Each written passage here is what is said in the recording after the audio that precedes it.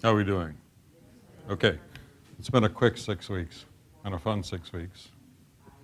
So it sounds a little strange, but it actually has been because I've learned a lot. And I wanted to do my own thank you list, actually. In addition to the wonderful Ollie folks who have really made this, easy to do. And they really do. It's just been great. I'm very grateful for that. Thank you all so much. Kathy, Norma, been great. And then there's all of you. I'm going to do a little shout out to people who have written me emails during the 6 weeks, which have been enormously helpful.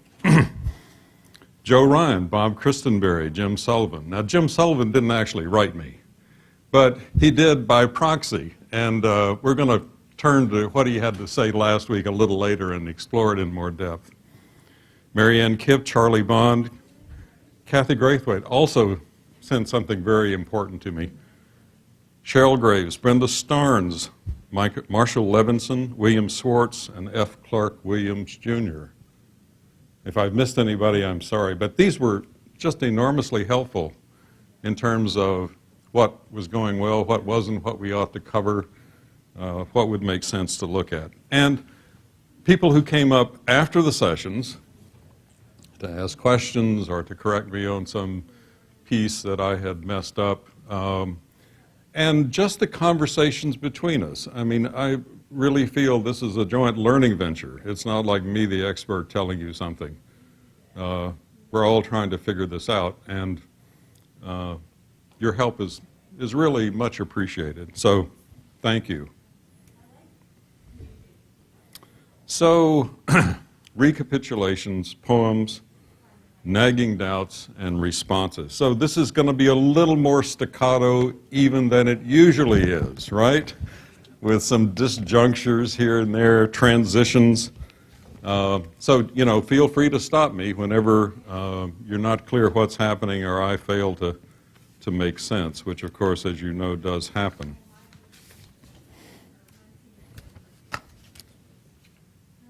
This is May of 2018. This is a famous Australian scientist named Goodall, David Goodall. He's saying goodbye in the airport to his grandson here. Goodall is 104 at this juncture. And when he turned 104 and they held a birthday celebration for him, he said, "I'm so sorry to have reached this age." He worked until he was 103 and then had a terrible fall and was unable to work. The institution he worked for was always anxious about the fact that he was still there and looking a bit frail. He didn't have a terminal diagnosis. He said, "I'm just tired. I want to go. I've lived too long." He's satisfied, actually. You remember Jack McHugh talked about natural death, death in which you don't have any precipitating illness or terminal diagnosis. It's just that you're sort of finished. And the sense of that is not just biological but psychic. And this was David Goodall's situation. So he flew from his home in Perth, Australia. If you were in Scotland, of course, you would call it Perth, to Basel, Switzerland, and he had an assisted suicide at that point. And he made an effort to try to publicize this just a little in the same way that Brittany Maynard did. Remember the young 29-year-old with a glioblastoma? Because he said, I shouldn't have to do this. I shouldn't have to fly halfway across the world in order to have a death that I think is dignified. Just a poignant story. So here's a little recapitulation of some of the themes. A good death, or so I say, right? We can always differ. Means seeing my death as natural and necessary at a number of levels: personal, social, familial, cosmic. It also may mean accepting or embracing some of the blessings of finitude, some of the good parts of the fact that I'm going to die. It may mean distinguishing problems of dying from the mystery of death. Here's Gabriel Marcel again. Opening myself to some of the spiritual possibilities of dying. Relinquishing some of my ego needs for, quote, the death of my desires, or the death that honors my life. As I continue to think about this, I found this an increasingly difficult phrase, and I'll come back to this a little bit later.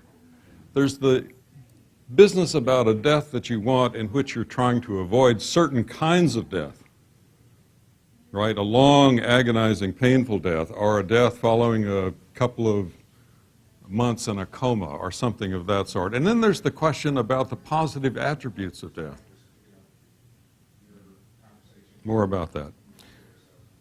Practicing virtues. Courage, love, gratitude, forgiveness, and hope are on my list. You all added some others, and you had this wonderful suggestion that maybe you could just take the first two, and that would be enough. Maybe so. And preparing myself and those who love me through advance directives, proxy designations, that is, who's going to be my agent, if I can't speak for myself, and most importantly, discussions of stories about why, the rationale, why have I chosen this? So a little bit more on the virtues now, because I don't think I did a very good job with this. I made a distinction last time between virtues and principles. Principles are decision guides. Virtues are habits or dispositions or demeanors toward the world that are built up through lots of practice, routine things one does. And they require practice. And as Joe Ryan was saying last week, virtues are their own reward, which means the intrinsic value of doing them is what carries them. They aren't instrumental to something else necessarily, right? So you can't expect to become rich and famous by practicing virtues, because they have a reward system that's intrinsic to the quality of your life if you're able to practice them. So sometimes we think about this, as I said previously, in terms of big things, big decisions. No. The way to think about the virtues is things that you might do every day. And I was thinking about my wife here, who about 5 years ago started a practice of giving 3 compliments a day,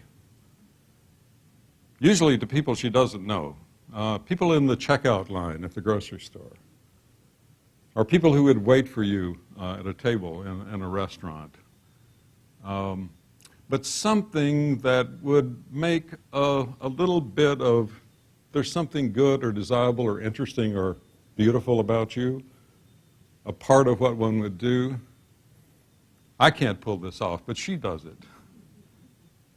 What I have been able to do is, from time to time, keep a gratitude journal. Some of you may do this as well, or some other kind of journal. But for me, it works as gratitude. Listing every morning the things I'm grateful for. Sometimes it's just getting up, right?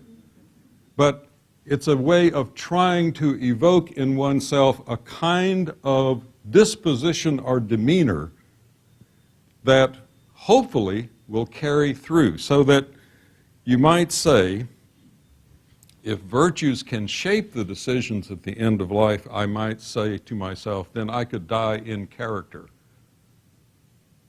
If I practice gratitude, I might be able to die in gratitude as well. So this is the genius of the virtues. The practice leads to a kind of life choice, especially perhaps in dying.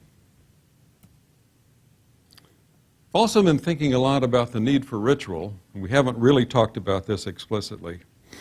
Rituals are things that take us through liminal stages from one phase or stage of our life or of reality into the next one. Moving into adolescence, obviously, needs some ritual, although we seem to have lost a lot of them these days. Traditional societies made a point of marking this. We usually don't in quite the same way. These changes in our life can be threatening. There are movements into the unknown frequently and must be undertaken with care. And what rituals do is give us a guide for making the transition. They hold us together and alleviate the fear and dread of moving into the unknown, the next phase. Rituals require communities that will support them. Rituals reflect often the way it should be. This is the way it should be done. These are the things you need to do to get to the next phase. And so there's a deep connection between right, R-I-T-E, and what's morally right, R-I-G-H-T. Right and right frequently go together here.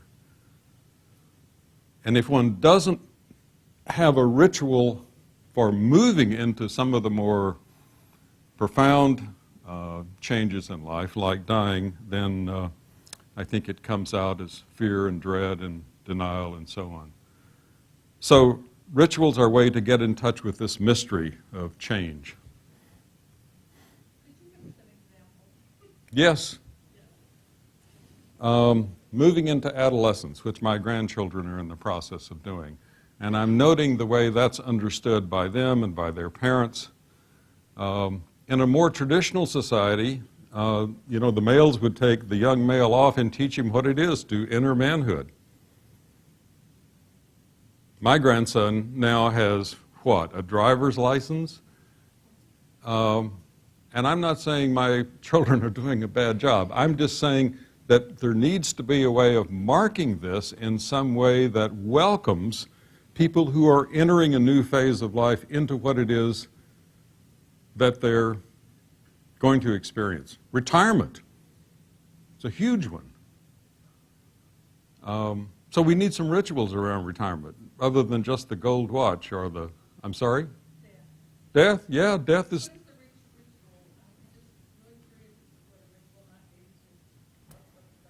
You know, if I had planted you in the audience to ask that question at just this point, it's just... So this is Philippe Auriz, who's a Frenchman actually, writing about Western attitudes toward death. This is a wonderful book. He said, death in the past was a ritual organized by the dying person himself who presided over it and knew its protocol. So the deathbed scenes that you see in some portraits of deaths in the Middle Ages and deaths really up until the 19th century, or the 20th century, I should say. Picture this. So on the left, this is the death of Napoleon. So he's got a lot of generals hanging around. But notice his whole family is here. And he's presiding over this in the sense of deciding how he wants to receive people to whom he says goodbye, to whom he asks forgiveness, how he dispenses property, and in this case, various honors. So, I mean, there's a sense in which this is a ritualized dying, and everybody knows what needs to happen. That's why people gather at the bedside. And of course, you have also the religious professionals who are there to make sure that the transition is appropriate. Last rites, for example. Now, on the right is another kind of ritual. This is a more common ritual for a hospital death. The rituals are all here mechanical. Okay, this is a little bit of a caricature, right? But you know what I'm talking about, and you know that, among other things, this is the kind of thing you'd like to avoid. And I'm suggesting here that we have lots of rituals for death. We have funerals, we have memorial services, we have burials, and we have the spreading of ashes, we have eulogies, we have obituaries. These are all ritualized activities to help us come to terms with what's happened as survivors. But what about the person who is in the process of dying? I'm suggesting we really don't have rituals in the same way as people had in the past, although I do think that hospice, the philosophy of hospice, this whole idea of caring for the total person, caring for the needs of the caregiver, really is a kind of ritual And those of you who are familiar with hospice care, when it really works, it really does work well. All the business about worrying about the social, familial, spiritual needs of patients, and so on, is a part of a ritualized activity that you expect certain kind of things to happen, and when they happen, it's great, and when they don't, we feel not as comfortable. It didn't go well, right? So, anyway, questions about what I'm getting at here? The whole business about death over dinner, death groups that talk about death, that's a highly ritualized activity. We know how that ought to work, and how it should work. It's a way of trying to insert a degree of ritual activity into a pretty fearful topic. Okay. You can't do this whole business without talking about mysticism and mystics, so I've got two examples. This is Tagore, and the reason I got onto Tagore was I noticed that Kubler-Ross, in her classic book on death and dying, introduced most of the chapters with a quote from Tagore, and I said, who is this guy? Well, he's an Indian mystic. He was also a polymath. He was really a genius in several fields. He won the Nobel Prize for Literature in 1913. This is a poem he wrote about death. O thou the last fulfillment of life, death, my death, come and whisper to me. Day after day I have kept watch for thee have I borne the joys and pangs of life. All that I am, that I have, that I hope, and all my love have ever flowed toward thee in depth of secrecy. One final glance from thine eyes and my life will be ever thine own. The flowers have been woven and the garland is ready for the bridegroom, and after the wedding, the bride shall leave her home and meet her Lord alone in the solitude of the night. Death is another kind of marriage. Here are his last words. And lucky guy, just like, I hope for myself. He died on his birthday. So here he said, I'm lost in the middle of my birthday. I want my friends their touch and the earth's last love. I will take life's final offering.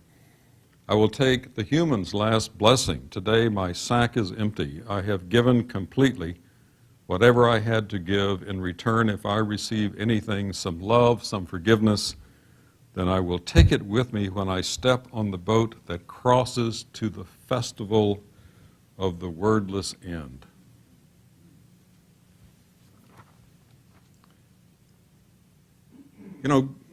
Investigations about death and dying always turn to mysticism at some point, because it's this seeking of connection, wholeness, integration, that I think drives us toward even making this kind of inquiry. So here's one kind of expression of it.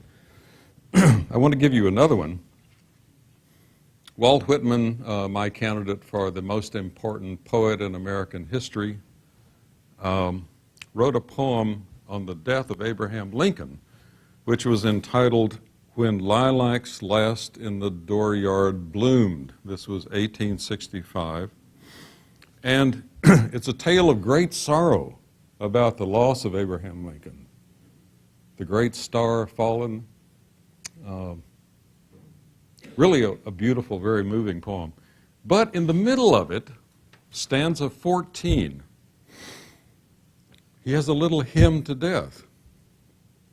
Come, lovely and soothing death, undulate round the world, serenely arriving, in the day, in the night, to all, to each, sooner or later, delicate death. Praise be the fathomless universe for life and joy and for objects and knowledge curious and for love, sweet love. But praise, praise, praise for the sure enwinding arms of cool enfolding death. Dark mother always gliding near the soft feet Have none chanted for thee a chant of fullest welcome? Then I chant it for thee. I glory thee above all. I bring thee a song that when thou must indeed come, come unfalteringly. Approach, strong, deliver us. Well, he goes on and on. I won't read the whole thing, but what's being suggested here, is this kind of sense of wholeness. Death belongs in the wholeness of things and is to be welcomed, embraced. Over the treetops I float thee a song, over the rising and sinking waves, over the myriad fields and the prairies wide, over the dense packed cities all and the teeming wharfs and ways, I float this carol with joy to thee, O death. So here's, one take, one that I think we finally all arrive at. One more. I forgot I put Raymond Carver in here. Carver is famous for his short stories, but he wrote some brilliant poems. He had a very difficult life. He was an alcoholic for most of it. You can see here he only lived 50 years. And for the first 40, he was drunk most of the time, writing his books and short stories and poetry. One of those authors who thought if you aren't intoxicated, you're not inspired. But it was killing him. And he finally sobered up. But 10 years later, he got a diagnosis of cancer, which was terminal. So here's a poem he wrote on the occasion of his cancer diagnosis. Gravy, no other word will do, for that's what it was. Gravy, these last 10 years. Alive, sober, working, loving, and being loved by a good woman. 11 years ago, he was told he had 6 months to live at the rate he was going. And he was going nowhere but down. So he changed his ways somehow. He quit drinking, and the rest, well, after that, it was all gravy.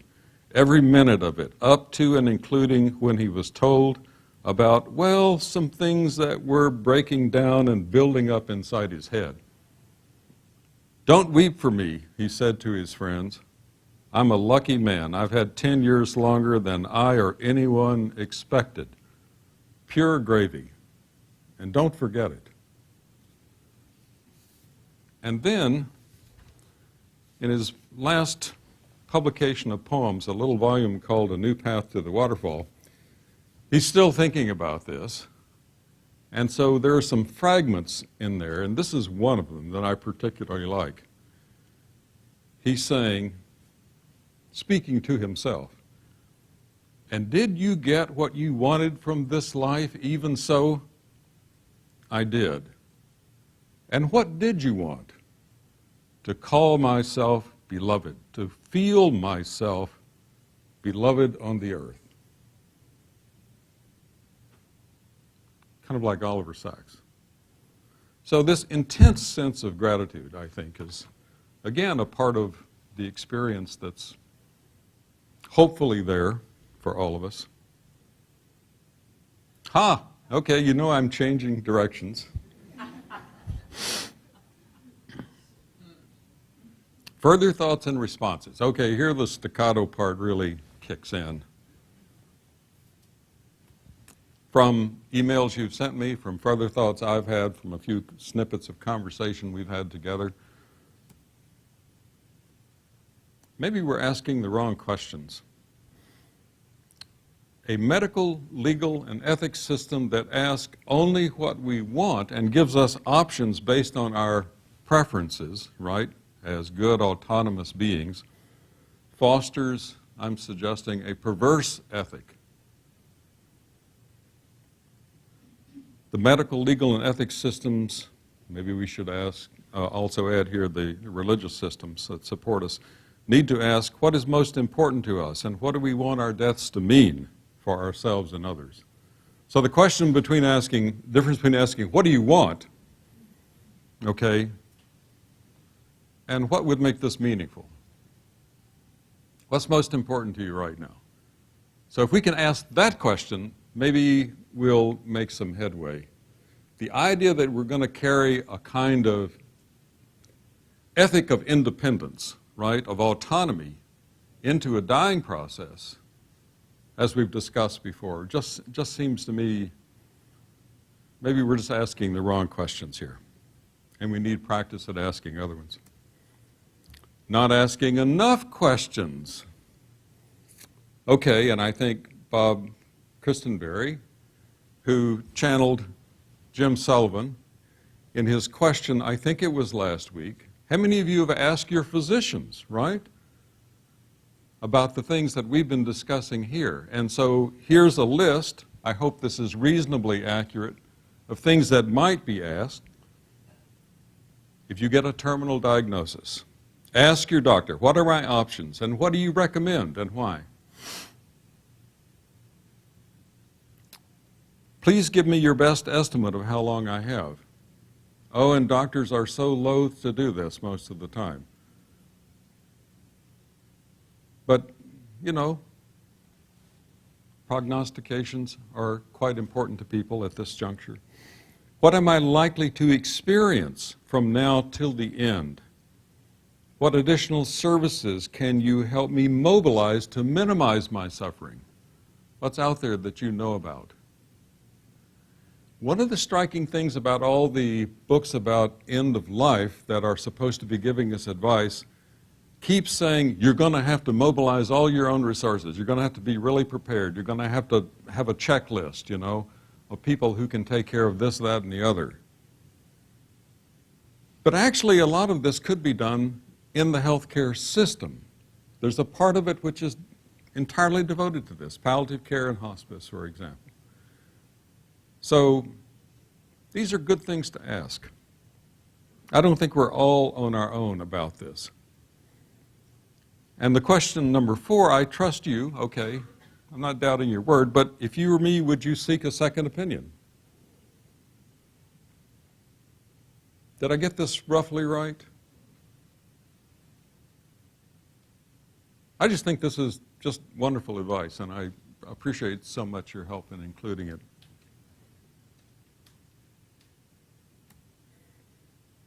Oh, here's another question.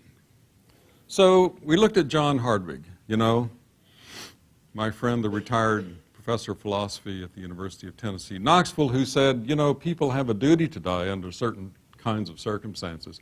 But he really focused on the well-being of other people, not being a burden, not mucking up other people's lives through trying to stay too long. And remember, he had this wonderful example about Mrs. A, who was, 86 or 7, death denying all the way, and her daughter, who was 55, who made great sacrifices, and so on. So for him, the focus was really all about the family, or the people that you really love and care about. But, you know, there's always this kind of nagging thing about a duty to myself. An effort to try to honor my sense of self that I prize. We talked a little about this, and what do you prize? What if you lost it, you wouldn't be yourself any longer? Remember those kind of ruminations we did? So maybe I have a duty to try to preserve this, or to honor this, who I think I have been my own best self through a dying that I helped to time and orchestrate. Is there a duty, do you think? But then, you know, the skeptical part of me starts asking, right, well, you know, that's a little self-centered, isn't it? Sounds a little selfish. So, you know, I was brought up as a Calvinist. There's a Calvinist kind of voice in the back of my head that keeps asking, aren't you counting yourself a little too much here? You know, you're nodding like you know what I'm talking about. Right. Maybe this is anti-communal, anti-family. I don't know. I suppose it could be.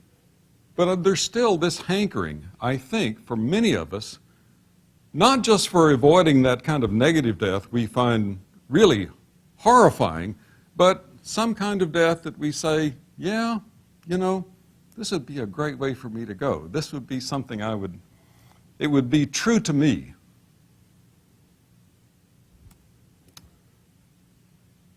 So if you really get serious about asking this question, this is the question I hope you will pose. This is the question I pose to myself.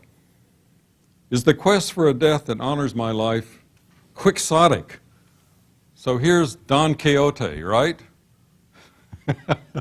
Remember, he's riding off with Sancho Panza, you know, his squire.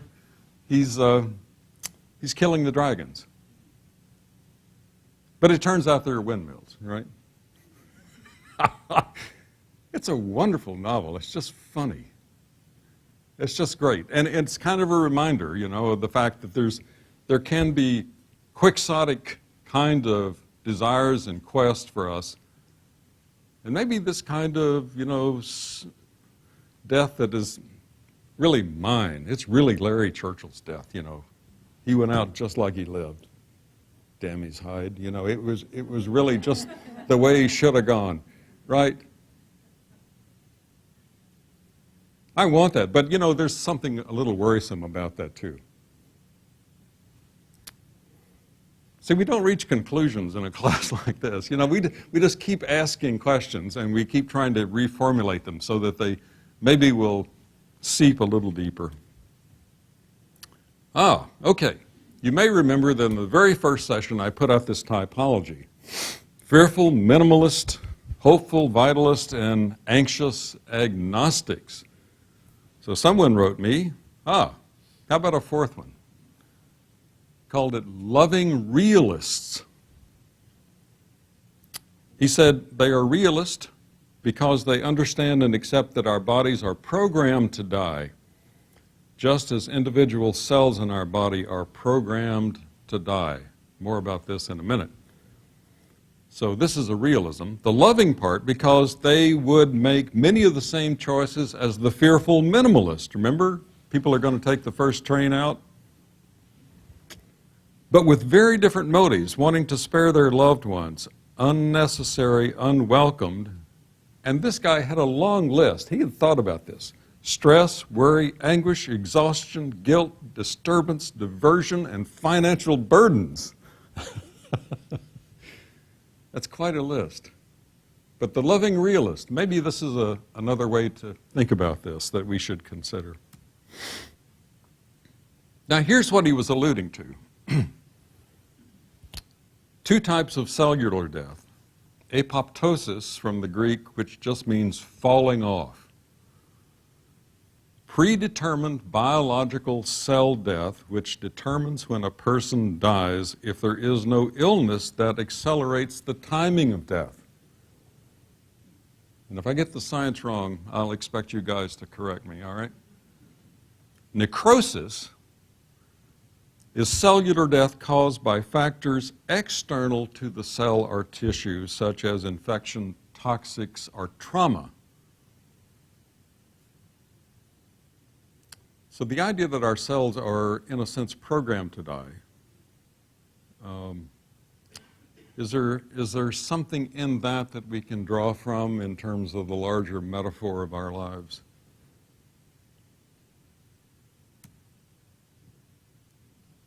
We're changing again, right? So this is a cedar waxwing, an absolutely gorgeous bird. When I was at UNC, I had an office with a big window, and outside was a very large fruit tree, and the cedar waxwings would come in groups of 15 or 20 and eat, just gorge themselves for about 15 minutes, and then they were gone. They love fruit. But they're absolutely beautiful birds. Okay, now we're going back to VSED, because I know a lot of people have an interest in this, and because I think it raises some vexing questions for us. Here was one question that was raised. Is voluntarily stopping eating and drinking suicide?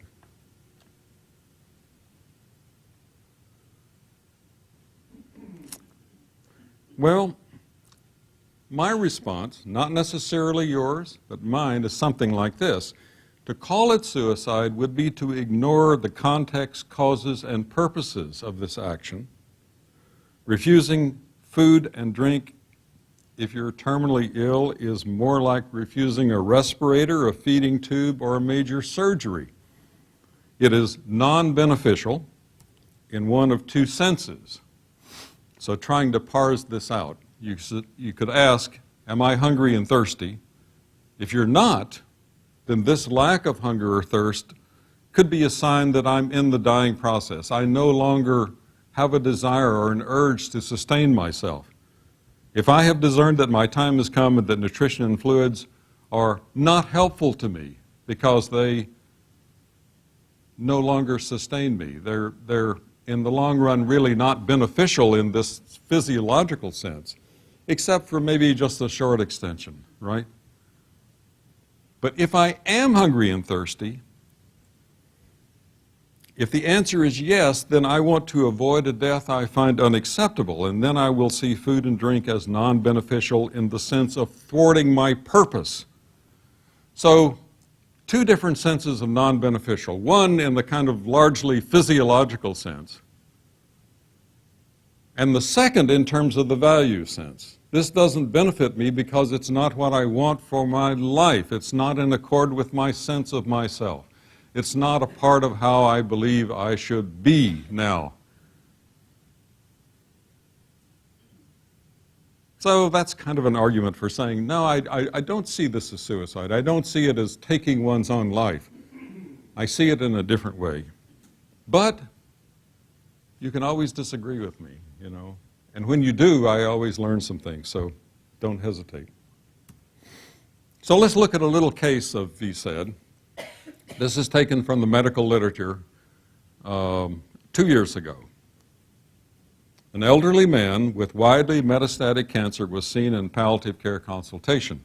He was referred for hospice care and a commitment was made to maximize his quality of life. He asked about potential access to physician-assisted death in the future. But it wasn't legal in his state of residence, just as it isn't here in Tennessee. He also inquired about other potentially legal available options to end his life should his suffering become unacceptable, and he was made aware of the possibility of VSED. He initially perceived this as barbaric, but given his limited options, he decided to learn more about it. Several months later, this is time 2, he developed multiple painful fractures in both legs so that he could no longer walk, and as long as he was still, he was pain-free, but any movement put him in excruciating pain. Although his clear preference was for physician-assisted death, after a thorough assessment including ethics and psychiatric consultations, he began voluntarily stopping eating and drinking. This is taken from an article by Timothy Quill, and these are his colleagues, and this is the name of the article. If any of you are interested in following this up, I can probably email you a PDF.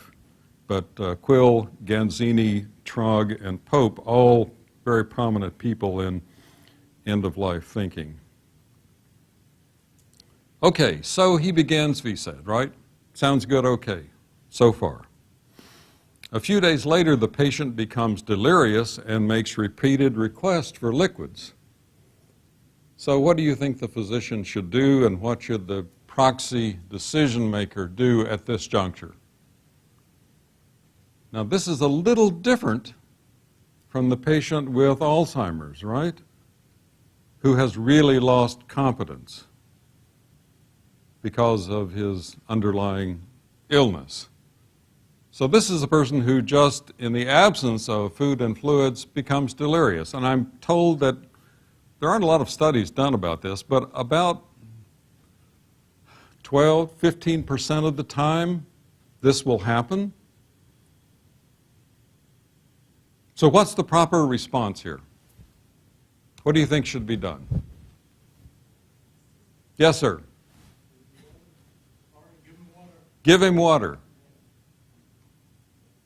Yes, ma'am. Giving fluids is simply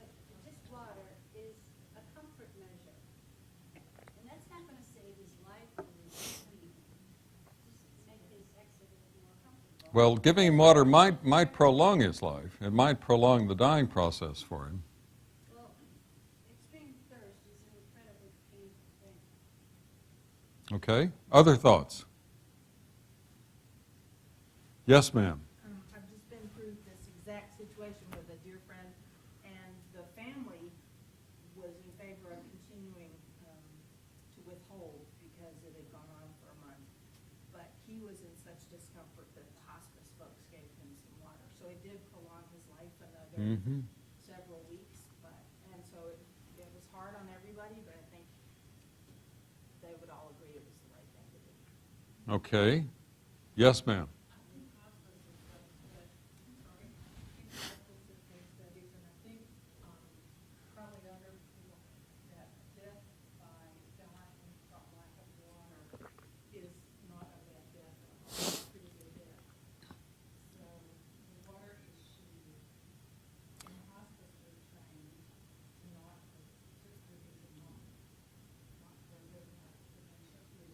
My understanding is that a death which is accompanied by dehydration frequently is not a painful death if it's managed well.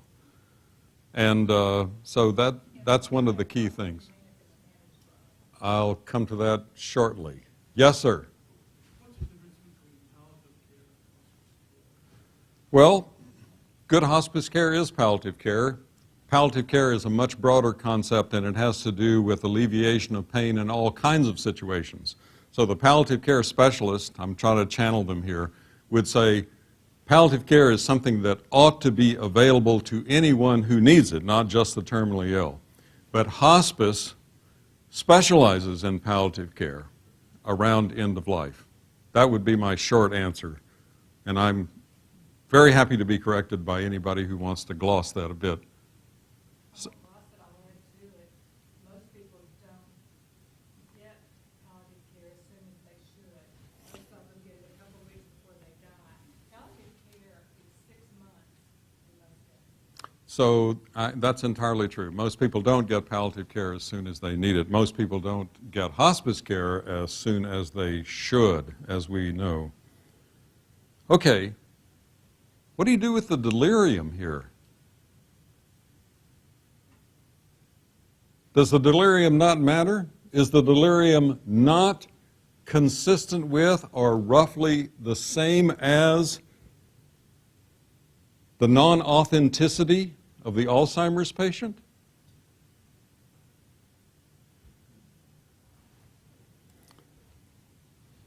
This is a question that a lot of people have been discussing in the literature over the last 6 years.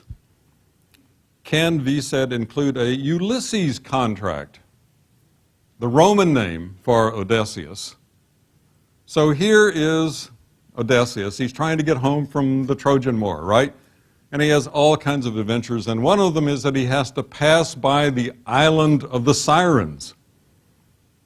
The Sirens have beautiful songs, and not just songs that are generically beautiful. The Sirens sing to your deepest longings. This is why it's so seductive. This is why it's almost irresistible.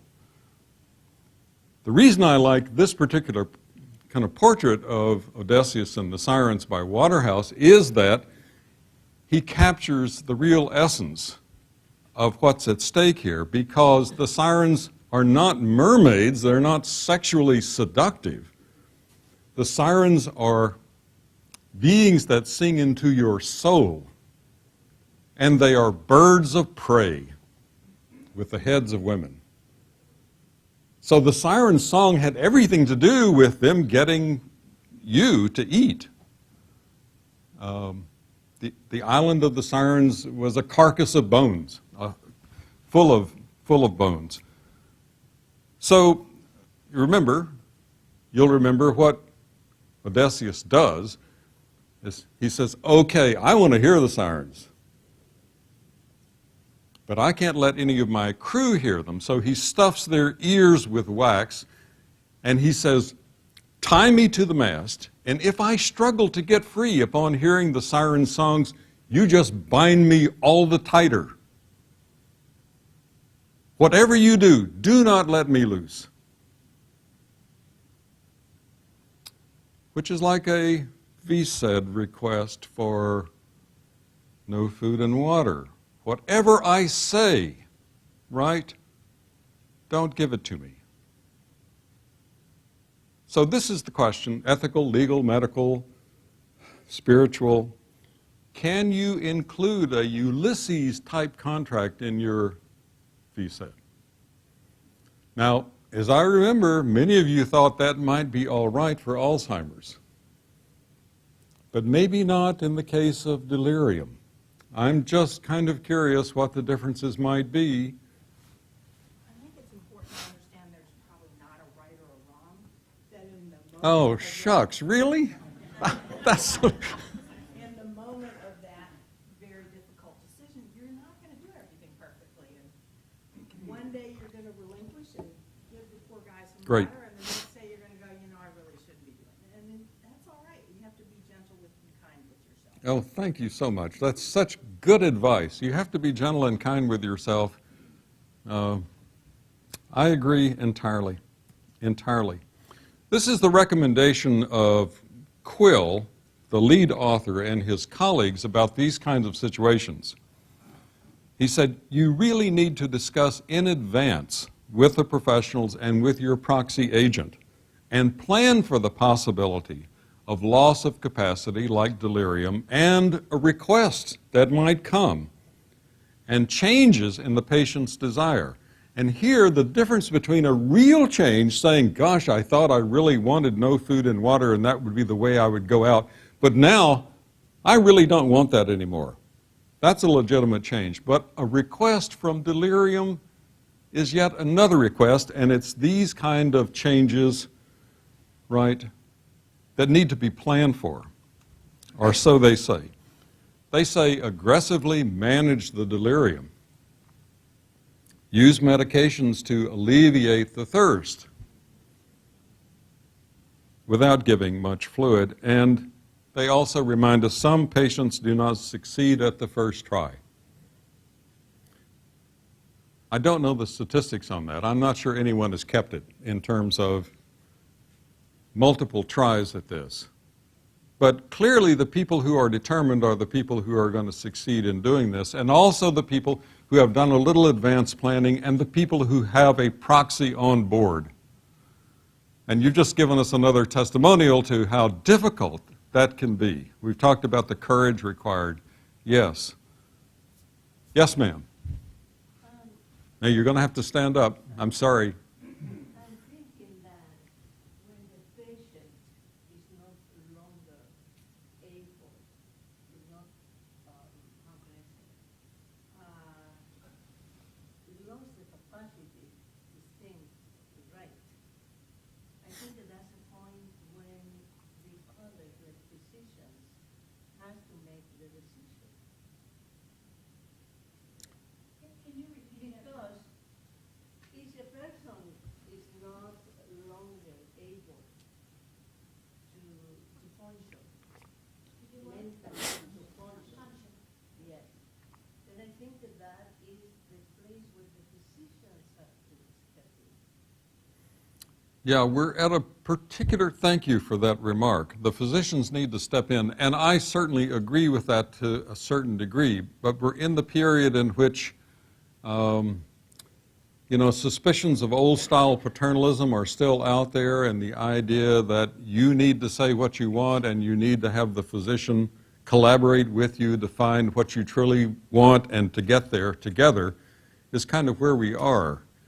Although some people may say, I'm giving the proxy to my healthcare physician because I don't want to burden my spouse or my children with that. Certainly a legitimate thing to do. But again, the physicians have to make sure that the patient is not able to function. The physician has Because sometimes they might think that, oh, he's talking nonsense or something like that. But if I were that person, I would be thinking, he thinks I'm not functioning mentally anymore, but I am. I still am. Okay, boy, a lot of things there. One is that the physicians have tremendous power because they are able to diagnose delirium from just kind of random stuff that goes on, and also because we have placed a lot of trust in them to do the right thing. So it's a tough situation. One, yes, in the back. You haven't spoken, please. I went through something like this with my father. He was raised, had a rough life. His first job was a sharecropper.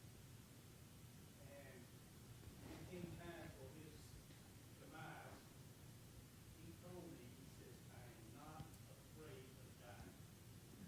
I just dread going through what I had to go through to get There. That wasn't the problem. I couldn't believe it. He had a lot of bumps in his life, and I thought this was just another bump. And I couldn't accept that he was going to die. Looking back on that now, I wish I could have accepted it. And there are a lot of questions and things I would have liked to have found out from him and said to him. But I'll just have to wait until after my last ask him. I think, thank you for that. And I believe a lot of us have that thing about wishing I had asked. I have a whole list of questions I wish I had asked my parents before their demise that I'm just kind of curious about, you know. Like, why did they get married in Yuma, Arizona? So, but the whole idea that there's an awful lot that we don't know, that if we can prepare for death, we might be able to ask some questions about things that are important to us, more than just where they were married. Yes, ma'am. We're talking about this from the dying person's perspective and making these decisions of refusing water and eating. Can you enlighten me a bit on what is the rationale of not helping someone die, but rather stand by and watch them suffer through it? And if someone is saying that, you know, they have a terminal illness and they don't want to eat and drink and want to die, why don't we help them instead of standing by? I personally don't get it, and I have a very personal recent experience with my brother. Yeah, why don't we help them? Well, And also where, when he was saying, I want to die, you know, they told him he had terminal cancer, nothing they could do, and he's asking, and we had such a problem with the social worker who said, oh, maybe this is just delirium. Really, what is this for? He's dying. Every doctor told him, you know, it was spread spinal cord, brain, he could no longer walk. so here's one answer to the question about, is there any difference between delirium and Alzheimer's if you're in a terminal phase? Yeah, thank you for that. It's a great set of questions. One more question. Yes, sir. The 140-year-old man, the 140-year-old man in Sweden that get assistance from suicide. I think all of us here can stand up and talk about how tough it would be. You know, we're prepared for death until we actually face it. And then does fear set in? Is there a blanket of peace? I don't know. You know, that's got to be at the very end when you're seeing the point of light at the end of the tunnel. It's got to be really kind of scary. I mean, I don't know. Yeah. I don't know how many guys can say, I'm tough, I can handle that. You know, jump out of the foxhole and get shot. It's really scary. Well, thank you. You're just underlining this whole business that, well, as Kubler-Ross said, fear, you know, persists at a whole bunch of different levels. Even if you've overcome it at many levels, there still may be a residue there because we're such complicated creatures. And because we don't have a transparent window into our own emotional life, much less our souls. So thank you for that comment. Here's the reference. Okay, we've got about 18 minutes left. So I've got some takeaways, which I'll tell you about in a few minutes from my conversations with you, which I've enjoyed a great deal. But I'm wondering, in a short space, anybody want to talk about a takeaway? Doesn't have to be a great thing, right? It could be that you're just more puzzled now than you were, which I would count as a great success, by the way. Yes, Jim. One takeaway that, Could one takeaway that we're ignoring is the fact that when the doctor comes in and tells you that jig's up, tells your family that there's nothing else we can do. The next person that's going to come in the room is going to be a social worker. Says, where do you want to go? Because your insurance ain't going to pay for you to be here anymore. And Mm.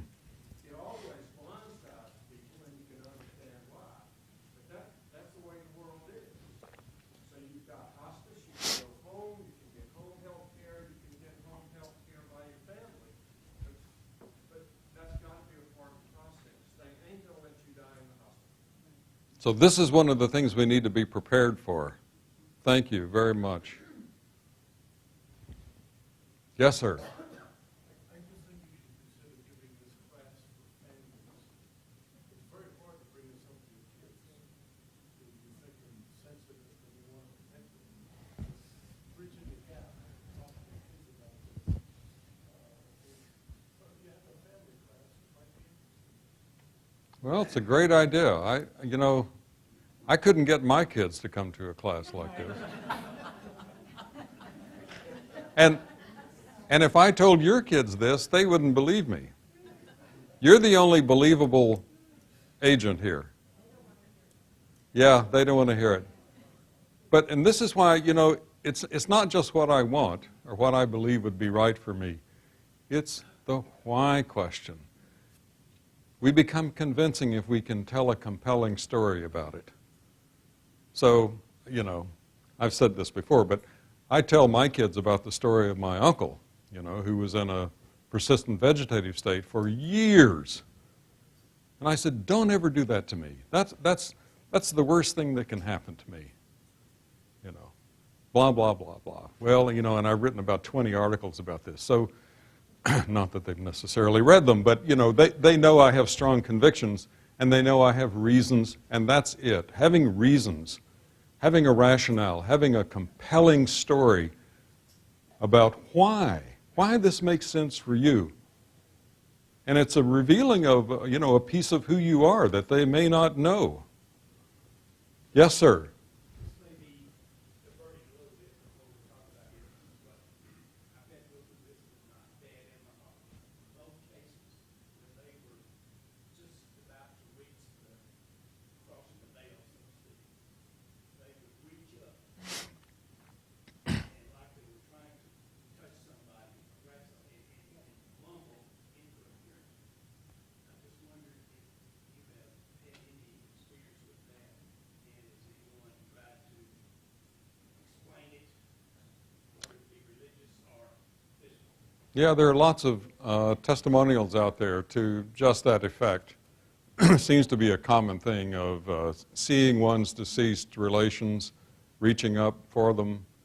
My own mother had did I tell you this before?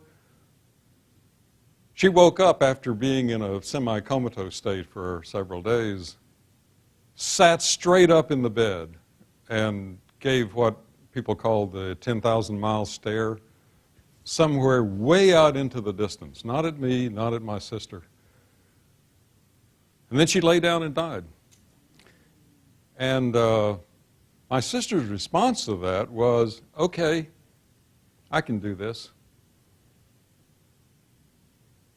I'm not afraid anymore. But what to make of it?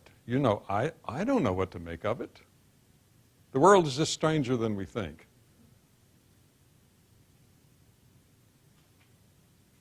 So, yeah. Yes, sir. Well, one key takeaway for me is that I want Tennessee to have a physician-assisted suicide law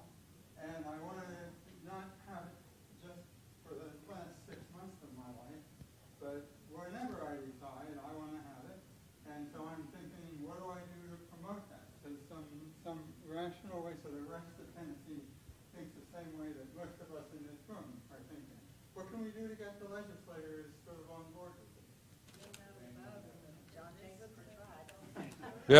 Yeah, John J. Hooker did try, right, a couple of years ago. It's a great question. And I honestly don't know. I mean, I think all the things we've talked about, are kind of working against us. There's the fear motif, and there's the guilt motif, and there's, can we really ask doctors to do this motif? And they're very powerful. But a lot of it is just avoidance. I don't want to talk about this. And one interesting question for me is, why does the entire West Coast have a provision like this, and we don't, right? Are we that different from Californians? Yeah, okay. All right. I'm sorry I asked that. Right. Yes. Okay. Yes. Yes, Jim. The doctors in the room don't think you can get a doctor to do that. Yeah. Well, so there's a response. Well, yeah, some people have suggested that you could have thanatologists trained to the Hemlock Society. Well, that's a little different, though. Yeah.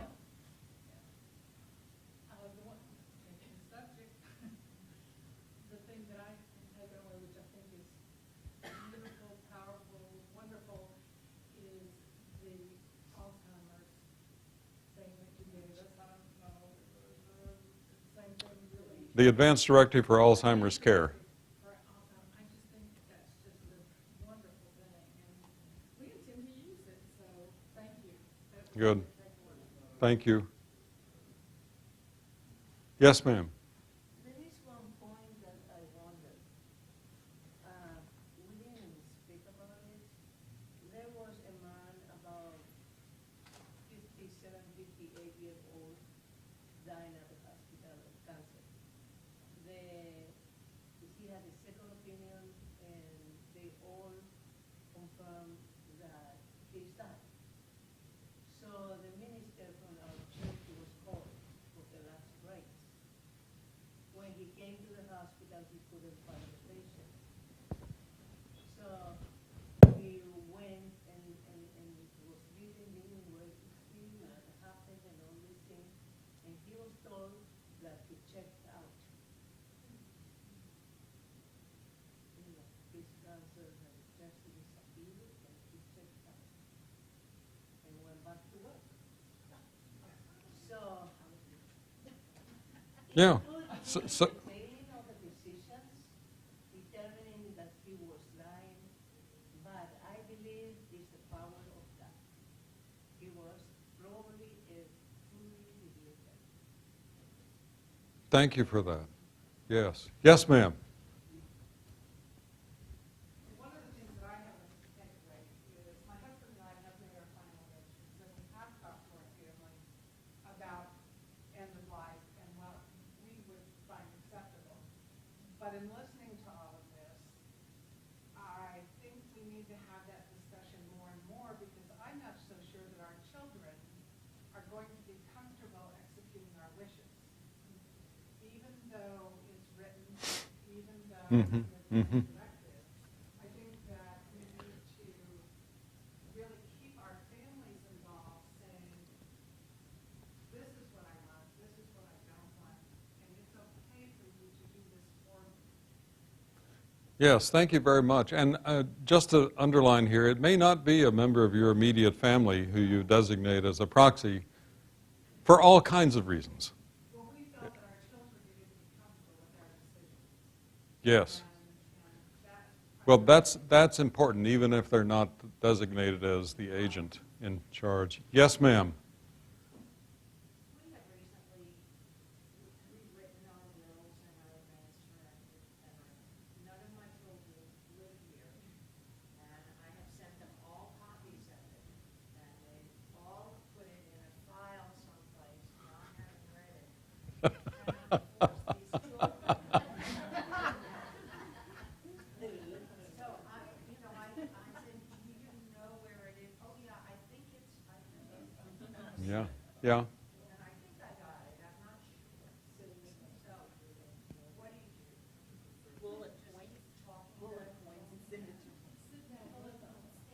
Yep. Lives in New York, one lives in Seattle, and mine lives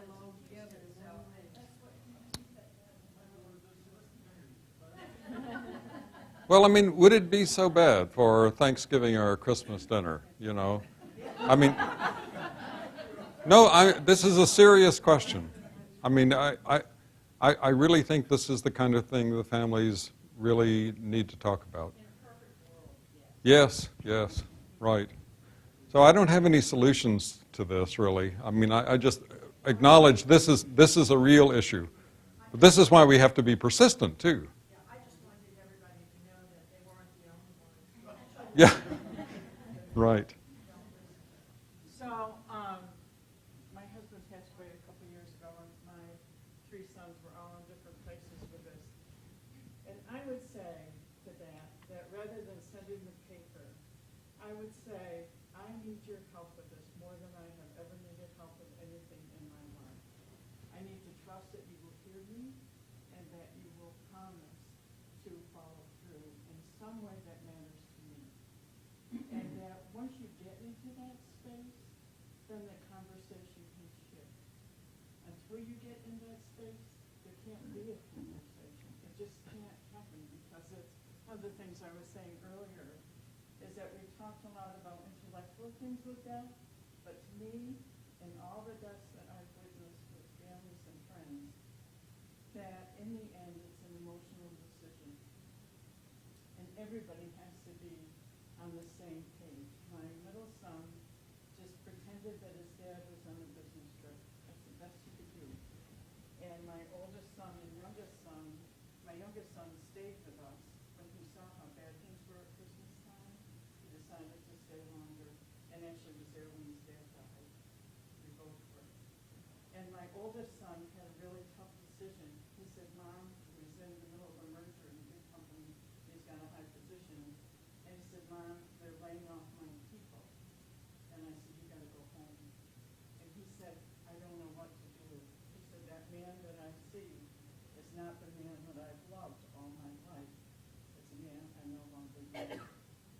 And I said, Dave, you just have to go home. And your dad, of all people, who made tough business decisions and decisions around death all his life, would understand. So they all kind of did their own thing, but it was really understanding their emotions and the way people die. You know, I asked my husband what mattered to me. I would die with you, but more private, but anyway, he had people who would come, you know, friends and business associates who came and would spend an hour with him from New Jersey, California, all over the place. And they would have an hour of his time. And, you know, that's kind of how he lived his life. And as you live, kind of, that's how you die, sort of thing. And, you know, it was always asking that question, kind of what matters to you. One day, I wanted him to take a nap. It was always better if he could get a nap in. And he said, I want to go out. I just want to go out. So my son would push me in the wheelchair. And it was because he wanted to see trees and the blue sky. He said, never really registered with him before. It meant everything. And he came. So it's like, even though I thought that was not a good idea, you know, he would have been better off with a nap. It's like, it's his life, it's his death, and I'm here to show that I'm partnering in that space. Thank you. Yes, sir. Now, I put the advance directive in an envelope with EMT, and red color. So they'll pick that up when they come to your house. They look under the refrigerator and pull that off. Huh? They may not do it. I picked the crematorium, and I gave them my obituary. I gave my obituary to the minister and my daughter. I already wrote it. They don't have to write it. And I ended it with, buy a nice bottle of, not give money to the church or anything. I buy a nice bottle of red wine and share it with someone. Yeah. Well, there's a man who's well prepared. Thank you. Thank you. I love it. All right. My takeaway is a renewed sense of humility. And this guy who looks like a bird of prey, this is Arthur Schopenhauer, famous philosopher. One of the things he said, every person thinks the limits of his own field of vision are the limits of the world. And this is what humility registers for me, some of the themes of the Course and some additional ones. I always think, this is maybe the best we can do for now. So humility means being open to future learning, remembering that we are moving targets, mutable lives, changeable lives, noting our sketchy record on predicting what we will want, heeding our Socratic ignorance of some of our deep values, remaining open to truths we do not now understand or cannot even imagine. This is the hope motif, right? A posture of hope means you might be open to a goodness that will occur that you cannot even now conceive.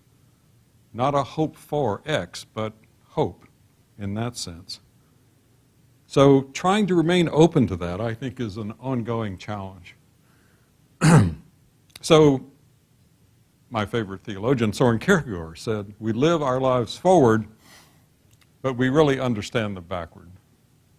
You understand after you've been there. Right? Thank you. It's been fun.